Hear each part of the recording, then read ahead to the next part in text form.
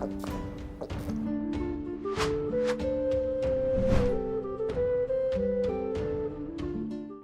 Freunde, bevor das Video losgeht, nochmal kurz Werbung in eigener Sache. Ich bin jetzt wieder auf Instagram ein bisschen aktiver, ja. Wir schwelgen momentan da wieder ein bisschen in der Erinnerung in den Stories und ja, ich habe da auch jetzt in der letzten Zeit ein paar Fragerunden gemacht oder ein paar Umfragen zu bestimmten Themen, ne. Ansonsten, ja, Link ist dazu unten in der Videobeschreibung, ansonsten auf jedem oder unter jedem Video ist hier auch der Link zu Instagram am Start. Da könnt ihr gerne draufklicken und dann hier auf meinem Account Spaß haben, ja, sofern man hier Spaß haben kann. Ja, wir sind auf jeden Fall in den Stories hier aktiv. Ja, da geht's ab und jetzt wünsche ich euch auf jeden Fall viel Spaß mit dem Video. Moin Moin, hallo und herzlich willkommen zu einem neuen Video hier auf meinem Kanal. Und heute gibt es wieder eine Runde Shakes and Fidget.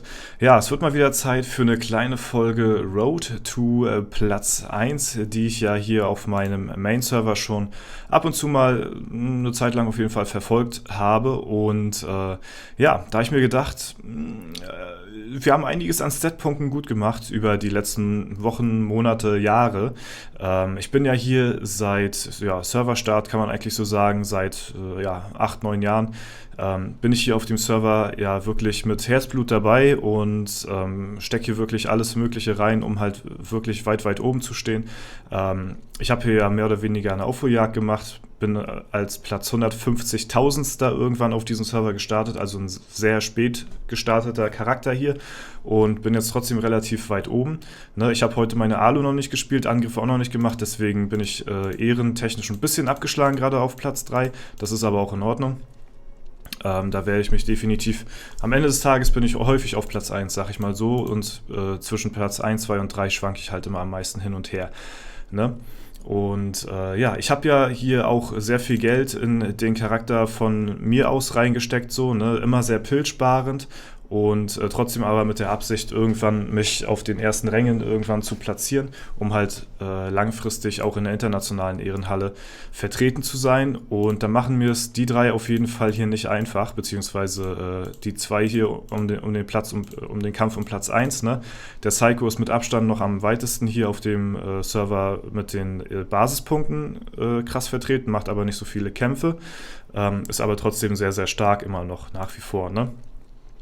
Letztes Jahr um die Zeit, ich glaube, das war letztes Jahr im Februar gewesen, da hatte ja ich Strider mal nachgefragt gehabt zur Account-Optimierung. Ne, den Strider, den kennt ihr ja. Platz 1 hier nach wie vor, international stärkster Spieler mit den meisten Basis-Stat-Punkten. Ist unglaublich starker Char und ja, war in der Zeit mit ihm auch sehr viel in Kontakt gewesen zur Account-Optimierung, was ich noch machen kann, wie ich skillen sollte und so weiter und so fort. Und ja, ich habe jetzt mal so ein bisschen verglichen. Es ist jetzt halt, wie gesagt, ein Jährchen her, ein bisschen über ein Jahr. Und ich hatte ja mal eine Videoreihe mit Strider halt gemacht zur Account-Optimierung von meinem S31-Char. Ne? Und ja, da kamen auch diverse Daten halt raus, die er mir halt hier über SF-Tools gegeben hat. So, ne? Ich muss dazu sagen, nochmal so eine kleine Sache, die halt ja, mir so ein bisschen zum Nachdenken gibt, und da würde ich euch gerne mal in den Kommentaren fragen, nach eurer Meinung, wie ihr das Ganze seht. Ich bin ja hier jetzt schon, wie gesagt, seit 8, 9 Jahren am Start, habe sehr viel Geld aus eigener Hand in die Hand genommen, um halt hier auf dem Server gut vertreten zu sein. Und ja, jetzt seit dem Sponsoring, muss man so sagen, ist es halt eben so, dass diese Leistung, die halt eben erbracht worden ist, jetzt quasi nicht mehr so wirklich zählt. Also es ist ja auch so, wenn jetzt gesponserte Spieler irgendwelche Rekorde aufstellen wollen, das geht zum Beispiel in der SF-Taverne nicht, weil die dort halt eben als gesponsert gelten und ja, dann halt automatisch aus der Wertung raus sind, so, ne? Jetzt ist es halt eben so, dadurch, dass ich halt eben auch versuche, hier auf meinem Server Platz 1 zu werden, als gesponserter Spieler kann man mich quasi nicht als Platz 1 sehen, wenn ich Platz 1 sein sollte, weil ich halt eben gesponsert bin, so, ne? Das ist so auf jeden Fall, sag ich mal, die eine Seite, die eine Meinung von der einen Seite, und die andere Meinung, die kommt halt eben aus meiner Richtung, sag ich mal, die halt eben meinen Sichtpunkt verteidigt, so, ne? Und das ist halt eben genau das, worauf ich eben auch aufgebaut habe, dass ich halt eben seit vielen Jahren diesen Charakter schon betreibe und seit vielen Jahren eben schon spiele und es halt eben nicht darauf ankommt, dass ich hier ein paar Pilze gesponsert kriege, sondern halt über die Jahre, die ich hier Ausdauer und Fleiß und Herzblut reingesteckt habe und dadurch halt eben so weit oben bin. Und jetzt nur, weil ich halt eben jetzt hier ein paar Pilze bekomme auf dem Account, ja, mich denn da halt mehr oder weniger aus dieser Wertung denn zu nehmen. Ich meine, wie gesagt, das ist jetzt kein Vorwurf jetzt irgendwie an die SF-Taverne oder so. Ich hatte da halt nur mal eben gesehen, ja, gesponserte Spieler können halt eben auch keine Rekorde mehr aufstellen, sind halt außerhalb der Wertung. Und generell gesponserte Spieler auf dem, ja, in den internationalen Servern auf den ersten Plätzen es ist eben schwierig. Ja, weil die halt eben in vielerlei Hinsicht außerhalb der Konkurrenz gesehen werden, weil sie halt eben unterstützt werden von Playa. Das ist halt so ein schwieriges Thema, sag ich mal, was bei manchen für, ja, sag ich mal, für innere Unruhe sorgt, ne? Und die anderen halt eben sagen, ja, ey, komm, die paar Pilze, das macht den Kohl jetzt auch nicht fett, so, ne? Und ja, wollte ich halt nur nochmal an der Stelle sagen, wenn halt ein gesponserter Spieler auf Platz 1 irgendwo sein sollte, dann liegt es nicht daran, dass halt eben die Pilze von Playa daran schuld sind, sondern dass er halt eben sehr viel in die eigene Hand auch genommen hat, um halt eben dort zu sein, wo er halt eben ist, weil das, was man bekommt, das wird ja definitiv nicht ausreichen, um halt eben auf Platz 1 zu sein. Das wollte ich nur noch mal so an der Stelle sagen. Aber könnt mir gerne eure konstruktive Kritik dazu in den Kommentaren dalassen. So ein bisschen Meinung würde mich dazu schon mal interessieren.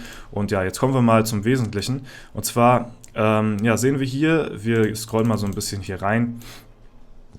Das Ganze ist erstellt worden von Strider am 14.02.2021 und wie gesagt, mein langfristiges Ziel war ja schon damals und ist auch nach wie vor heute auf meinem Server halt eben mich auf Platz 1 zu festigen eines Tages und ja, wir sehen hier zum Beispiel, dass wir also hier sehen wir erstmal noch das Level von damals, ne, die Ehre, dann haben wir hier das Hauptattribut, Nebenattribut und halt eben die Summe der allgemeinen Stats und das ist halt eben ja, die ausschlaggebende Summe, die Basis-Stats, was halt eben so alles, ja, was halt eben das Wichtigste ist, so sag ich mal nachher im Late Game.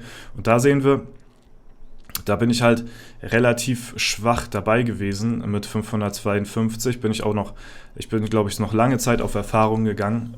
Ich glaube bis, keine Ahnung, bis 520 oder so. Da habe ich nachher Hybrid gespielt, habe ich nochmal hier und da eine coole Erfahrungsquest mitgenommen. Heutzutage gehe ich nur noch auf Gold, weil sich halt gar nichts anderes mehr lohnt. So.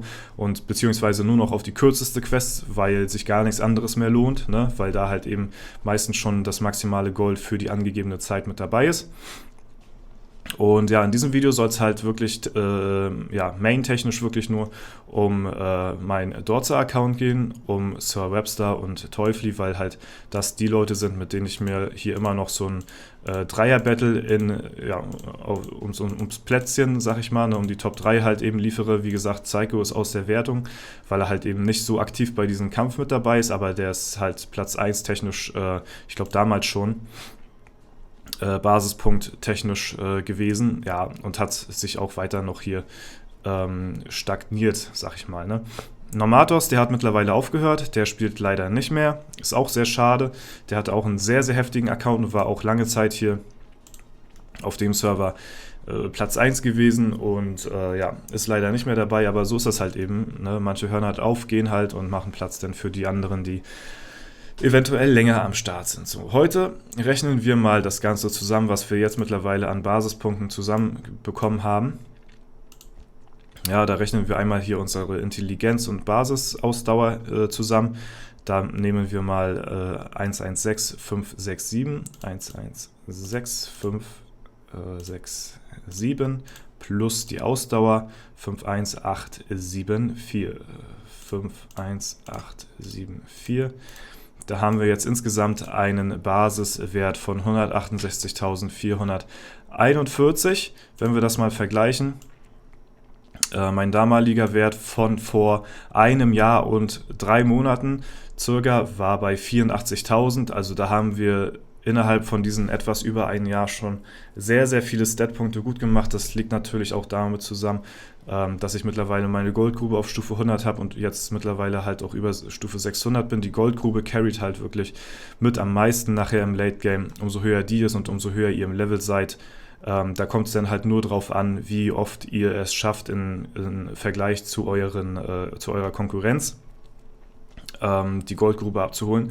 Und ich muss sagen, ich bin da auch versucht, wirklich ziemlich häufig die Goldgrube abzuholen. Selbst wenn ich momentan schlafe, dann ist es noch so, dass ich vielleicht ja zweimal oder so in der Nacht noch reingehe und die Goldgrube abhole. Und selbst dann läuft sie immer noch voll, ne? Also weil sie halt immer innerhalb von einer Stunde oder so schon voll gelaufen ist. Und ja, zweimal die Nacht ist bestimmt bei mir das Handy mindestens an, um halt eben die Goldgrube abzuholen. Also ich stecke da schon wirklich sehr viel Zeit halt auch wirklich rein in das Ganze, ne? Macht sich halt aber auch eben am Ergebnis so ein bisschen bemerkbar. So, wir machen mal einen Screenshot hier von meinen Punkten, ja, damit wir das Ganze gleich mal vergleichen mit den anderen auf dem Server hier. Ja, ich mache es ein bisschen umständlich, ich kenne mich leider nicht so mit SF-Tools aus, sodass ich da das Ganze noch ja, besser irgendwie vergleichen könnte. So, ne? Da habe ich leider nicht die nötigen Skills für.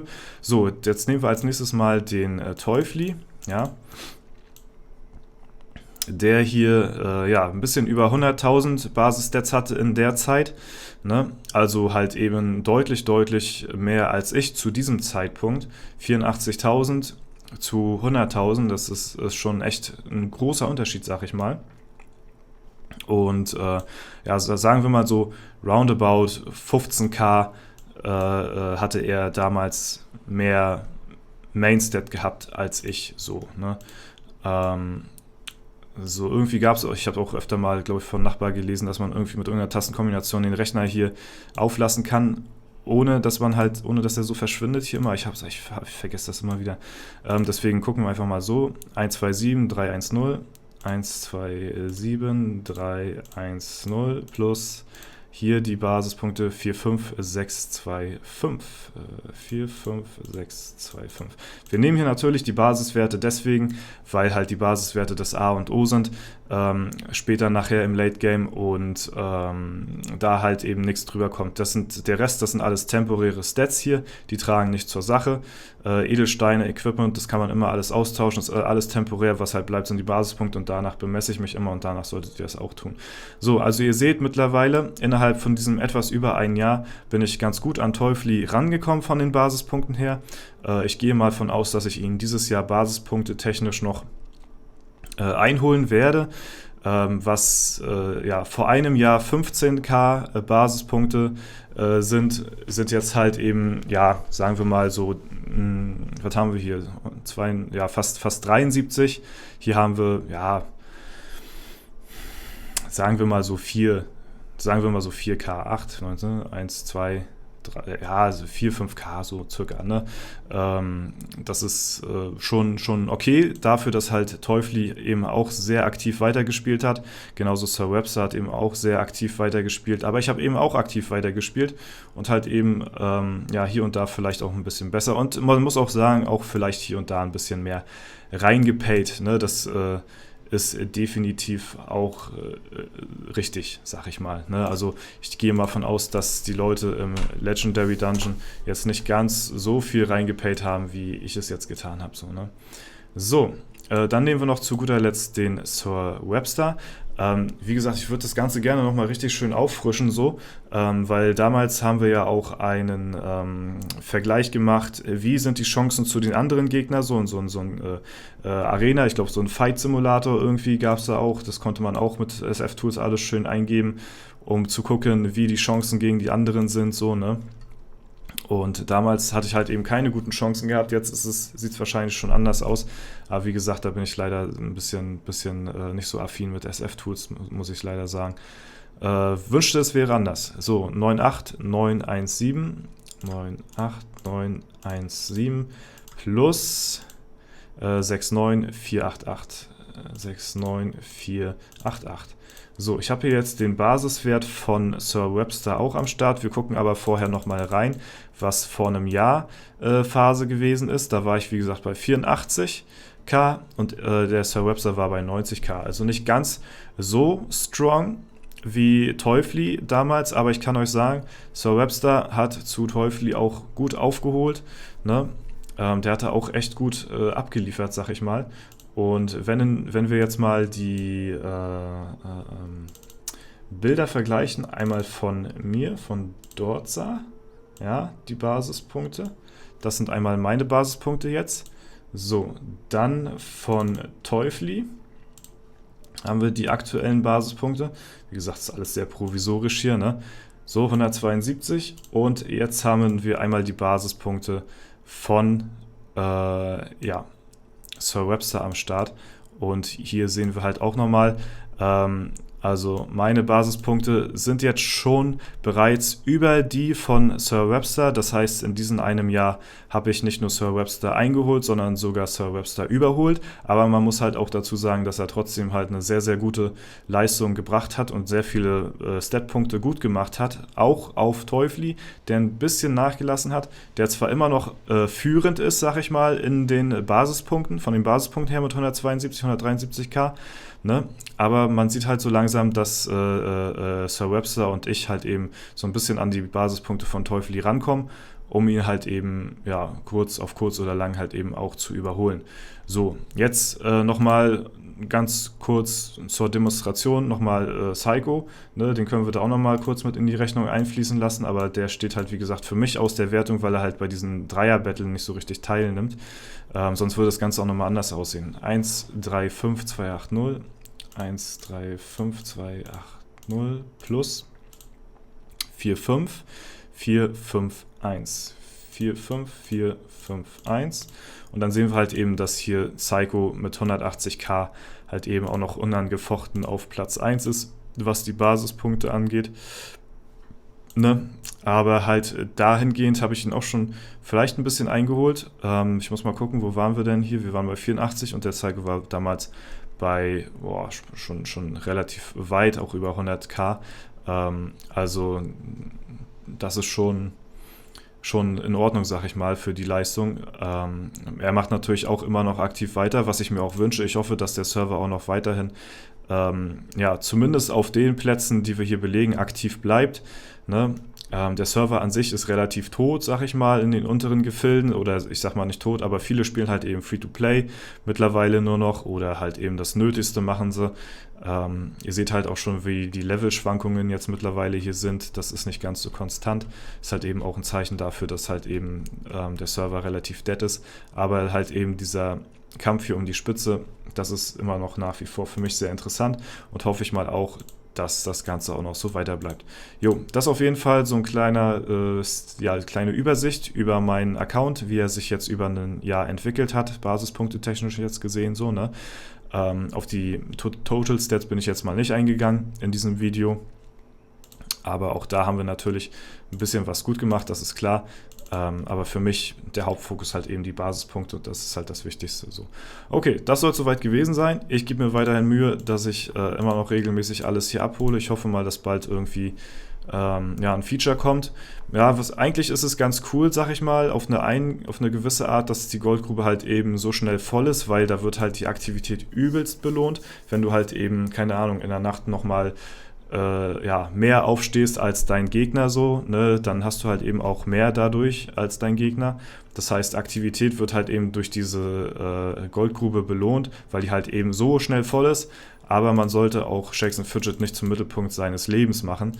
Und das wird indirekt halt durch diese Goldgrube, wenn man halt eben auf den ersten Plätzen sein will, irgendwo dadurch gemacht. Was halt nicht so cool ist, deswegen würde ich mir wünschen halt, dass es so wie bei der Akademie gelöst ist, dass man halt innerhalb von Sachen, ja, weiß nicht, das müssen nicht mal 24 Stunden, sagen wir einfach mal von 10 Stunden, innerhalb von 10 Stunden ist das Limit erreicht, dann ist die Goldgrube voll, da kriegt das jeder hin, die zwischendurch einmal abzuholen und dann ist das auch in Ordnung, so, ne, dann ist das vollkommen fein, ne, dann kann man das so machen, so, ja, wie die Zeit für die Gildenangriffe zum Beispiel, dass man 10 Stunden Zeit hat, sich zu melden, das ist, denke ich mal, für alle eine gute Lösung, aber die Goldgrube wird auch weiterhin nicht angefasst, bevor das neue Backend draußen ist. Das habe ich auch schon mitbekommen.